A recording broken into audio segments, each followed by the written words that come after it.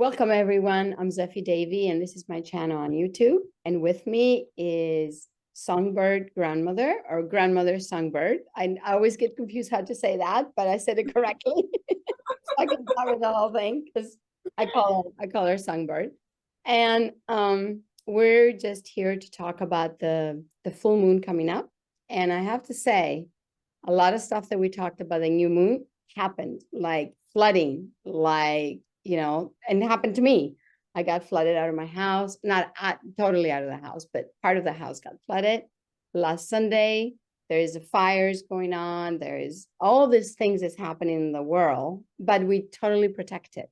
But I think flooding, and you tell me, what do you think, Songbird, has a lot to do that a lot of the things that probably Atlantis is connecting us to, because a lot of the secrets of that time needs to wake up, needs for us to really see it. But also there is a big cleanse. Water is a big cleanse, correct? Mm-hmm.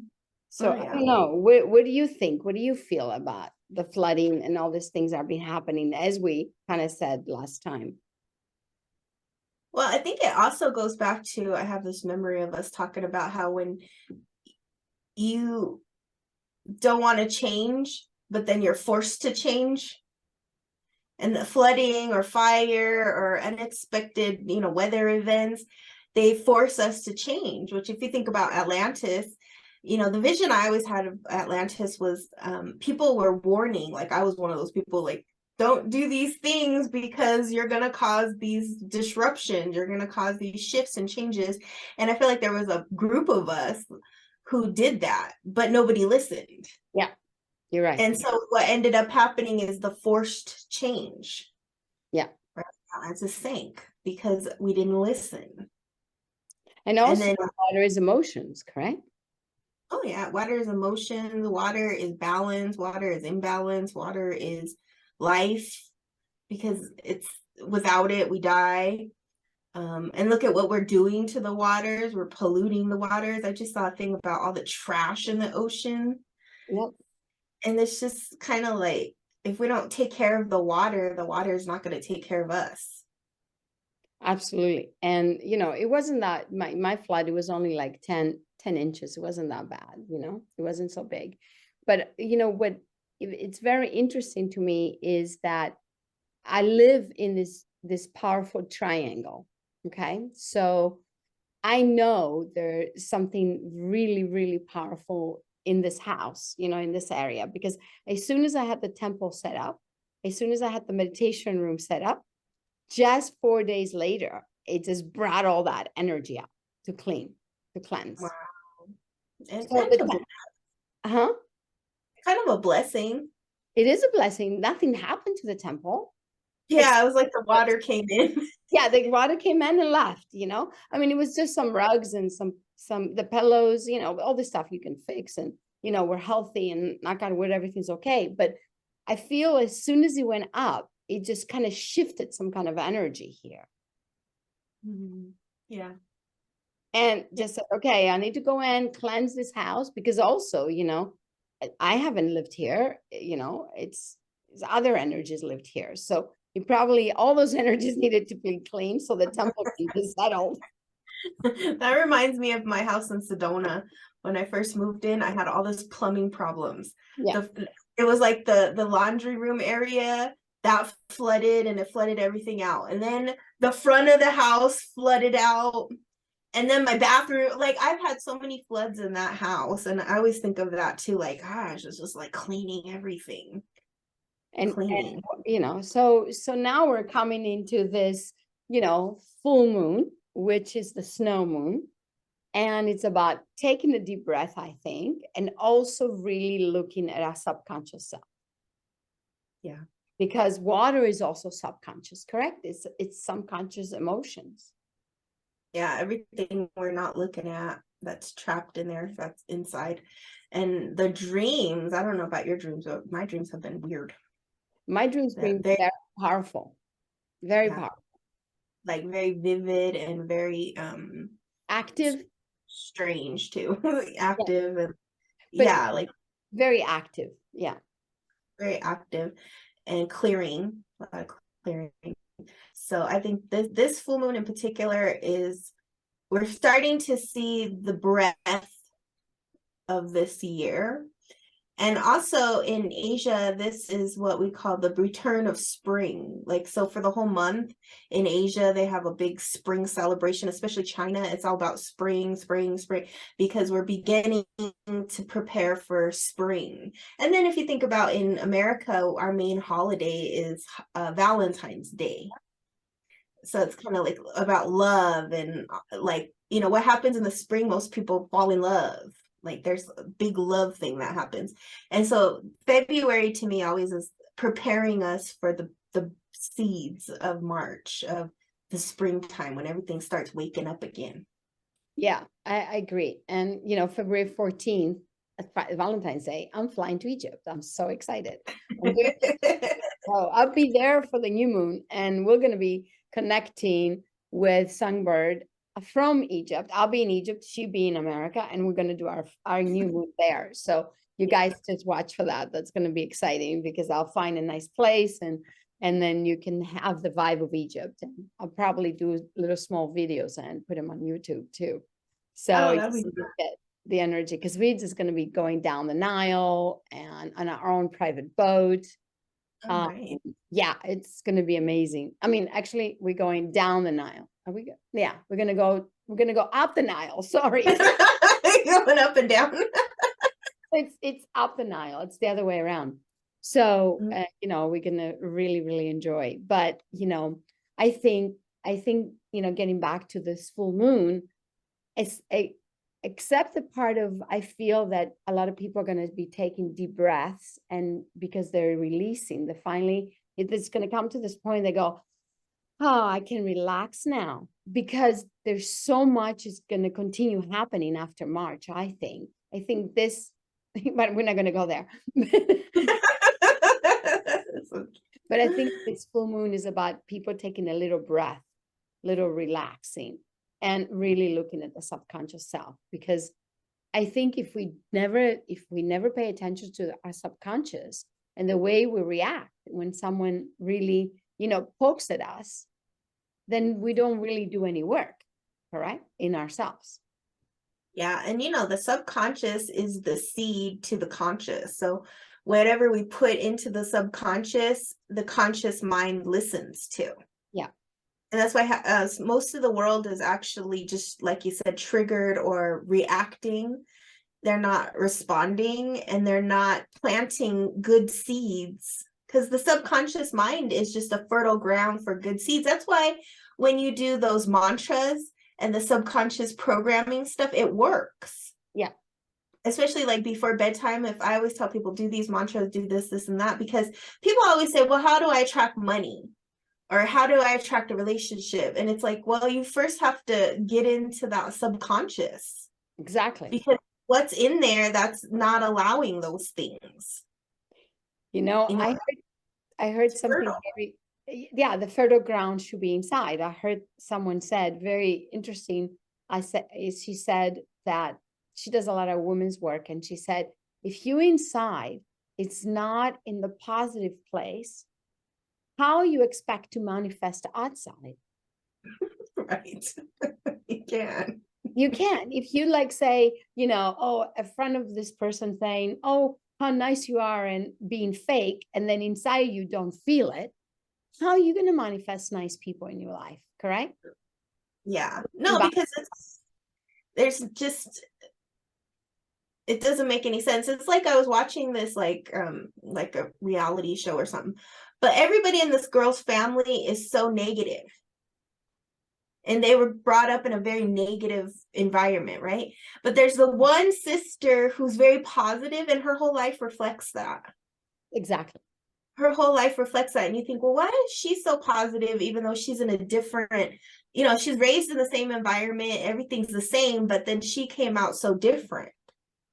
And it's all in her mind, because everything she says, she speaks as positive, and then she works towards her goals. Exactly. Because you don't, if you live so around toxicity all the time, you just got to shift. You know, you got to change. You got to really become positive inside, because the beauty is inside. so you can manifest outside. There's no way you can manifest anything, money, relationships, nothing. So in the full moons, it is about going into letting go and really getting to your new moon so you can manifest. Yeah, and I think also full moons are about the full power of who we are. So if you think about it, subconscious mind, it's a good time to reevaluate and look at what did this last cycle bring? What was my goal? What was my intention? What positive things have also happened? Because I think a lot of times we think about all the letting go stuff, but we also have to reflect on the positive growth and changes so we can prepare for the next cycle. And that new moon where we're going to put down those seeds and intentions and go into the darkness. But right now we're kind of in the fullness of it. And this full moon has been purifying, has been cleansing, has been preparing the ground for the fertility. Yep. The fertility of the next season, especially in March. Those new moons and full moons are going to be really powerful because we're in the spring again. We're in the season where Mother Nature is in her new year. Exactly. That's why we're not going to talk about March, because we always talk about ahead, because we always have ahead, me and you. But because you have to look ahead. I sit with a lot of clients and they're stuck where they are and they can't look ahead. They're like, it's always going to be like this and always going to be this. It's like and they get stuck in that negative loop. And it's like, well, you're not dead. No, and you're not dead. So why are you living like you're dead? It's like, wake up, start looking forward to things, even if it's just next meal or whatever it is. But I think we have to look sort of ahead, but we also have to look at where we are. Yeah. And be in the present. And that's part of the subconscious. Because if you get triggered, not you, but if you get triggered out there, your subconscious is going to react to your conscious, and then you're not going to be able to manifest. No, I mean, you are going to manifest, but you're not going to like what you manifest. Yeah, well, you're not going to manifest exactly what you want, because you're not going to like what you see. You can say, I want $1 million, but you might manifest a penny or nothing. You might manifest negative $1 million. That's true too. You could do that too. It's all about your potential and your self-transformation and your ability to overcome the obstacles and challenges that you're given. And I have to tell you, this is very auspicious. We're talking about it. We just had thunder. Zeus just woke up and then it's raining again. Hello, Zeus. Yeah, this full moon is like that kind of moon. I think a lot of people may be having setbacks or challenges or clearings or floods or fires or sinkholes or whatever. But those are temporary. Yeah. Your house is not still flooding, right? No. I don't know. It's raining outside. I got to run after we're done to see if it gets flooded. I don't know. Well, not yet. But yeah, but then it's how you take it, I woke up that morning and I felt, water. I was like, oh no. And then I ran upstairs, took the phone and started taking a video, and I was okay. I was very happy, and called the owner and said, hey, what's going on here? Why this happening, Mm-hmm. Because there's something going on and the downstairs flooded, So yeah. So it's just like, it's one of those things, you don't know what's going to happen, but you still have a house. Yeah, I still have a house. I'm still healthy. I'm still happy. I'm still going to Egypt. You're still going to Egypt. You got things to look forward to.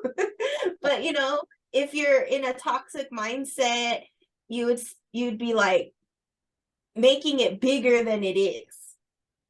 Right? We can do that too, or we're like, oh, this always happens to me, da, da, da, da, da, da, da. And then it gets bigger and bigger and bigger and bigger because we're that powerful. We are. We're that powerful. Or we could just say, well, I've let it and move on. Just keep moving, clean it up, do what you can do, call professional, whatever, and then keep moving on and say, well, I got to go to Egypt, so Yeah, ain't got I time. have to go to Egypt. So that can wait. The flood can wait. I ain't got time to wait for a flood. And then I think, like we were saying,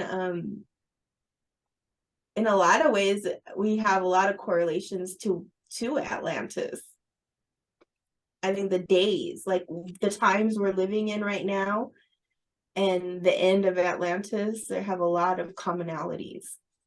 And I live in an island in the middle of the sea that Atlantis was connected to. Some people say it's here in Greece, some people say it's down by, Bimini, but it's all connected. I think Atlantis was one whole, the whole land.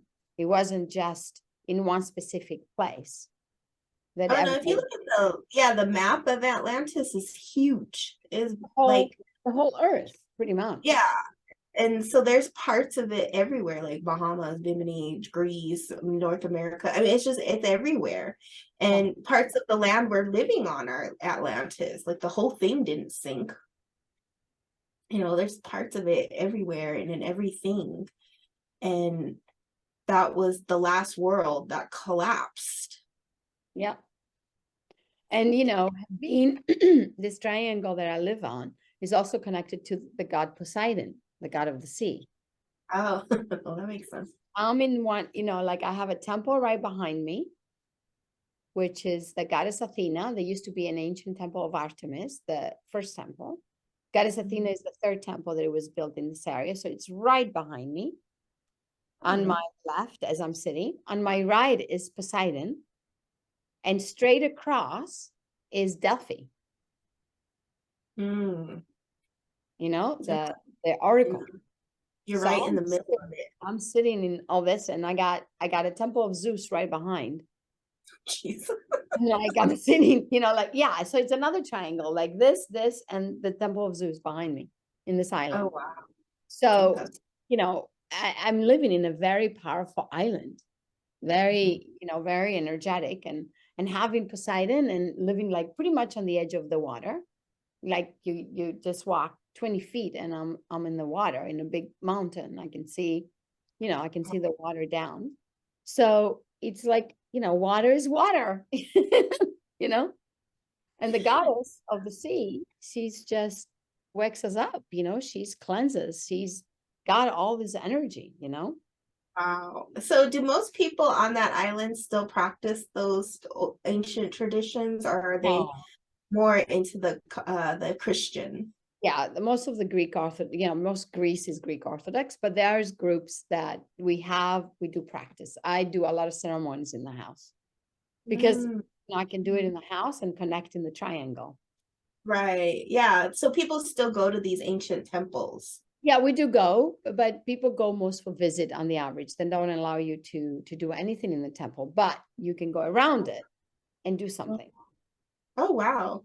So they're not having any kind of rituals or ceremonies in these temples. Interesting. No. It's only a couple temples that you have, that I know a group that I'm connected to here, that we go to a couple temples. They do have actually permission to do that, but not all the temples allow you to do that. Oh, wow. So you have to have permission to practice the ancient way. The ancient way, yeah. Oh, that's interesting. It's like, no wonder they called you over there. That's, I think, what it is. And, yeah. And if you think about like your temple getting flooded, it's almost like an initiation too, where they're saying, well, welcome. Yeah, it's like a baptism in a sense, it's like, yeah. And nothing happened to it, except the rugs. I mean, you know what I mean? All the statues and everything was and it was on a high thing, but the tables had metal, so nothing happened in the flood. But it was a very good cleansing. Mm-hmm. Yeah, that's very interesting because I think we don't think about those things. Like in Greece, there was this whole ancient culture, this whole ancient tradition, and it's still there, but it's just there. It's like people don't actually have access to it. No, but this is what's happening now. And I think this full moon had a lot to do with it, because this message of Atlantis came to me very strongly, and I was sharing it with a friend of mine, and she actually felt exactly the same thing, that just Atlantis is really is waking up now. And, you know, ancient Greece, because Atlantis started from the ancient god of called Atlas. Okay. He was a giant. He was the one who carried the world in his back. Right. And he was a titan. And then Atlas and Atlantis. So it started from him, you see? Mm-hmm. So, you know, being here, I think this is what's happening. This is the wake up that we're having. Greece needs to wake up because a lot of the ancient temples, and I felt that the ancient gods and goddesses, they're like kind of ghosts in a sense, because Yeah. no one is offering to them anything. They're not bringing them down to earth. They're not grounding them. You know, they're not grounding the energy. Right, right. Because it's interesting because I know in college I studied a lot about the Greek gods and the mythology and the archetypes and the this and the that, but there is no actual practice of it. Like I never see people like worshiping Athena or, you know, Oh, doing the, you know, I'm sure they do, but it's not like known. no, it's not. And Yeah. I think this is the part that I'm here to actually bring back, because it's kind of like, you know, we have the indigenous people and everybody talks about, you know, the Native Americans and the shamans and that, but ancient Greece had a lot of healing, you know, and a lot of like the, you know, Asclepius was the bigger healer of, you know, that, you know, even Cryon, you know, he's the horse with a face, you know. Right, the wounded healer. You know, yeah, the wounded healer. Wow, he was Mhm. good. He was Right, they're all Greek. he was All like, of Western astrology is Greek. yeah, well, the actually the ancient astrology is Greek, but you know, that's why in the Western astrology they have Pallas Athena, the little asteroids, and you know, this one now. So it's waking up. And you're absolutely right. I think that's what I'm here for. That's why they send me here. Yeah, it's a struggle to be here in left Sedona, but it's this place needs the energy now. It's going to bring a lot of it up. So I felt really strongly with this full moon. It's a beginning. It's like the end of something, you know, like something very that it, you know, that's why it's in the ending. Normally it's full, but then it goes into darkness. Right, right. And that's what happens, correct? You have full, so you can see it, recognize it, and then release it when you go into the darkness. And then the newness begins on the new moon, you know? So I feel this is exactly what the flood was about. I think it's preparing me, it's preparing us for something. You know, I mean, America had a lot of flooding, correct? This Oh a yeah, month yeah. ago, a couple weeks ago. You know, a Yeah. lot of places are having floodings. So Well, it's and I think when you're a healer, you're brought to certain spaces to bring the floods. Because that makes sense. every time I go, like, and I'll do a ceremony or something, then the next thing they'll be like, we had a record blizzard or we had a record flooding. Like here in Colorado, I haven't lived here in 9 years, and this year has ended like a 5-year drought or something. Like there's just been so much snow and rain, and I'm like, why is it everywhere I go is snow and rain and this and that? And I think it's because certain energies are called to go different places to do that because it's something within us. Yeah, we're Like bringing that rituals energy and service. Mhm. You're to bringing that flood energy. You are the flood, Zeffy, okay? I okay. You just flooded out in Greece. Well, because I remember, I think in Sedona too, I think I got flooded. Yeah, actually, I got flooded in Sedona. I stayed behind the river that we have, you know, towards Flagstaff. I was staying up, you know, past town, and then I couldn't leave for like almost 10 days. Wow. The whole creek, the creek that we have got flooded. So when I first moved there, I couldn't leave for, and I get out of the, because the bridge was so low that the rain was on top of it, you know. So I just remember now. Now I'm bringing the flood everywhere. I think a lot of people are going to relate to that. They're gonna be like, yeah, I remember this flood, that flood, that flood. Wherever you go is kind of a. I remember one time I was sitting with this client and I was like, everywhere you go, it's going to rain. And he said, how did you know that? Everywhere I went, it's raining. That's like, because you're bringing the rain. But, you know, You're the rain. that's what healers do, correct? We go to a spot, we energize the place, we're bringing our energy, and we wake it up. So somehow it needs to wake up. And it's funny, this area that I stayed, the old story is that it was very difficult to have rain. So they made a temple of Zeus right behind me so he can bring the rain. And now it doesn't stop raining. It rains all the time since I came. Everybody said to me, oh, don't worry, where you are, it never rains. I'm here and it's raining a lot. It's raining every time we talk. So it's kind of funny, It's kind of funny. That's why they built the temple of Zeus behind me. Our new moon, full moon, it's usually raining where you are. Yeah, maybe that's what it is. So, but think about it. Full moon, the waters get full, correct? Our energy gets full. Mhm. Even the waters get full, Everything's getting full. Yeah, and it makes sense though, because you've got all that ancient goddess and god energy there. And if it's waking up, Atlantis is waking up. And then it's also like waking the earth up, right? It's waking the spirits up. It's waking everything up.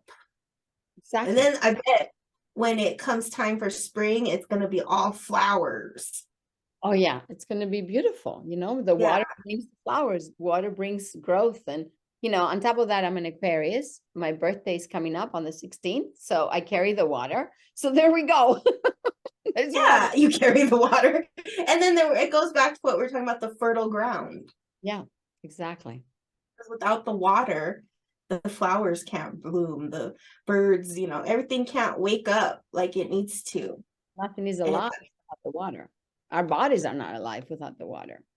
So we have a lot of water to see in 2023. I hope no more floods in my house. I know. Well, the good thing about this water versus last year's water is this water is a yin water. Last year's was a yang water. So this year it's the water. Another element to the water that we have to be careful is stagnation. Yes. Because the waters can get swampy in this kind of yin energy. So that's what the rabbit is about. And rabbit is also about fertility too. So everything about this world and this year is about how to use the water to create fertile ground. Fertility is different than creativity. And also to flow like the water, not to be to flow. Not to be stuck, not to be stagnant, not to have it like, because last year I feel like that the waters last year were much more rapid and harder. This year they're still flowing, but they're not like overpowering waves. I agree. Yeah. So I have a little ritual, and if you have one, let's talk about it. But it just came to me. It's a ritual that I had a long time ago in India, and it's when it's this full moon specific for this one for the February is to take a white piece of cloth or a sweater or something silver like a necklace or something that you don't want anymore, like a big, like a white dress or, a silver necklace that you don't wear or a ring or something that you don't wear anymore. Put it by your bed and then donate it. Just donate it to someone, go to a thing, leave it in a temple, or leave it in a church, or just donate it. Just one. Doesn't have to be a lot, but that is actually offering to the full moon whatever your energy is, and you just allow that, allow that energy to just become full from the full moon because you've given it away. Holding on to it. Okay. And with that, do you have like an intention of what you're giving away, or are you just giving it away? It's white, it's pure, and it's just all the energy that you don't want. You don't have to say what it is. You just need to, Sounds good. Just give it away. Right. And it's actually auspicious because the silver of the moon and the white of the moon, it's very auspicious to do either white or silver. And then, like I will take a white sweater that I have that I will put it next to my bed tonight and tomorrow night. And then, for 3 nights, because the energy stays for 3 nights. And then I will donate it. Oh, fun. First donate it to a friend. It doesn't matter who you donate it, as long as you it's like giving it away now. Yeah. Sounds You're not good. holding on to anything, you're learning how to let go, how to release, I think that's a really good ritual for this moon because we have a lot of stuff to give away. and we hold on to everything. We hold on. I know. So do you have a ritual you want to share? Um, for this moon, I'm going to be doing a lot of ancestral stuff. So I'm going to be burning ancestor paper. So Oh, if people have the ancestor paper, if they don't, you can write, on like fake money or something, or monopoly money or whatever you have, and just like write an offering to your ancestors. Because I yeah, feel like like that's very much a Chinese ritual they do, correct? yeah, Yeah. that's an Asian ritual where we usually we do it on the new moon, or not the new moon. Yeah, the new moon, the Chinese new lunar new year. You could do it on any new moon, full moon, but I feel like with this particular moon, I feel like I want to work more with my ancestors and the ancestral energy and offerings, because the belief behind the currency of the ancestral money is that wherever your ancestors are, they need energy. Yeah. They need currency to do their own life too. And you feeding them, you offering them is helping them get to where they need to go to. And so it's like a teamwork. Yeah. You're working together. And I feel like that ancestral veil is still very thin. Yeah, for some reason this veil has opened and it's very interesting. I feel that too. I've been Mm-hmm. feeling it for almost a month now that it's been opening. It's like, Yeah, it's been strong. yeah. So Mm-hmm. very, I think, very interesting. And I don't know if people are letting, a lot of people going around people, but it's very strong. The gates really opened, I feel, for this year and starting this full moon too. You're right. yeah, the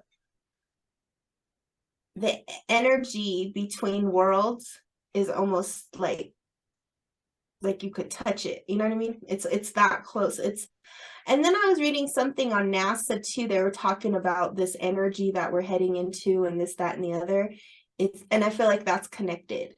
It's that veil, what we call the veil, they call some scientific word, but like some word you can't pronounce. But what they were saying is that like you might feel more dehydrated, you might feel more tired, you might feel kind of what we talk about with the Schumann resonance.